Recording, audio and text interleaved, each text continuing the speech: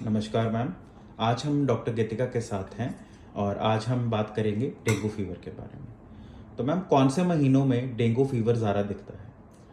Dengue fever normally बारिश के बाद के महीनों में देखा जाता है, जैसे कि बारिश के बाद अगस्त, सितंबर या अक्टूबर का महीना। इन महीनों में ज़्यादा डेंगू फीवर पाया जाता है। मैम, इस सडन इंक्रीज का कारण क्या है कि इन महीनों में हम ये डेंगू के केसेस ज़्यादा इंक्रीज क्यों देखते हैं?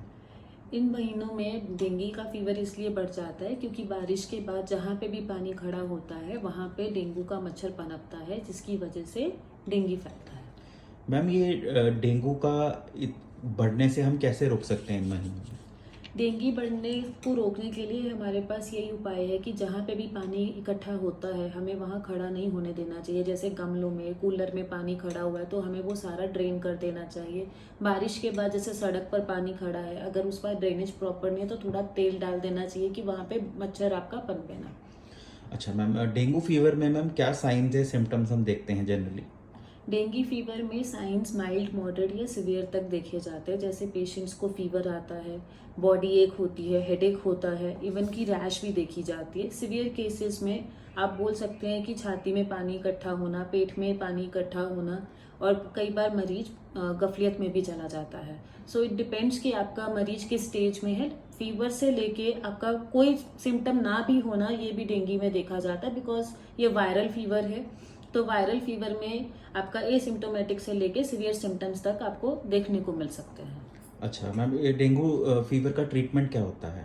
डेंगू फीवर में बेसिकली हमें फीवर को कंट्रोल में रखना होता है, तो हम उसमें पैरासीटामोल ही देते हैं।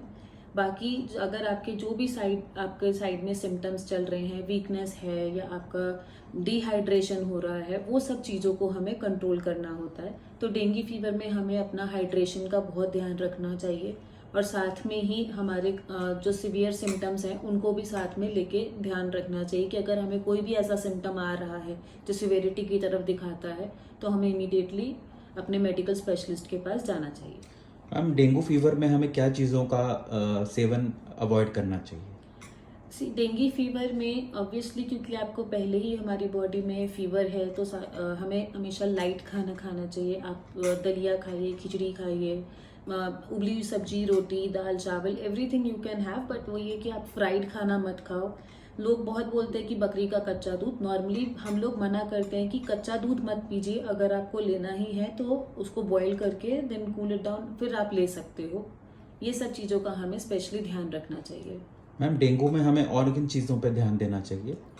डेंगू में हमें बाकी चीज़ों पे ध्यान देना चाहिए कि हमारी बॉडी पे रैश तो नहीं हो रहा, ज़्यादा रैश ना हो, कहीं पे हमारे न्यू ब्रूजेस तो नहीं पड़ रहे हैं, आंख में लालपन, रेडनेस तो नहीं आ रही कि कहीं पे ब्लड इकट्ठा हो गया हो, नोज ब्लीड तो नहीं हो रहा, मसूड़ों से खून तो नहीं आ रहा, आपके स्टूल या यूरिन में ब्लड तो नहीं जा रहा। अगर ऐसा कोई भी आपको सिम्टम दिखता है या कहीं पे भी आपको लगता है कि आपके ऐसे दिक्कत आ रही है या कुछ भी हो रहा है तो हमें इमीडिएटली मेडिकल अटेंशन लेना चाहिए। थैंक यू मैम, ये इन्फॉर्मेशन देने के लिए डेंगू के बारे में।